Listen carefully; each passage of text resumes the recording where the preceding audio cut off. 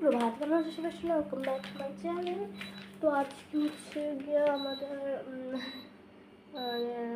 বৃহস্পতি, শুক্র, শনি, রবি, আচ্ছা চতুর্থতম রোজা আমি রেখেছি। শনি তৃতীয়তম রোজা রাখতে পারিনি। তখন দেখো 4:10 বাজে, আমি হচ্ছে 4টার সময় বসাইছি। অনেকে বলবো কি পুডিং বসাইছি, পুডিং কারণ খাবো তাই।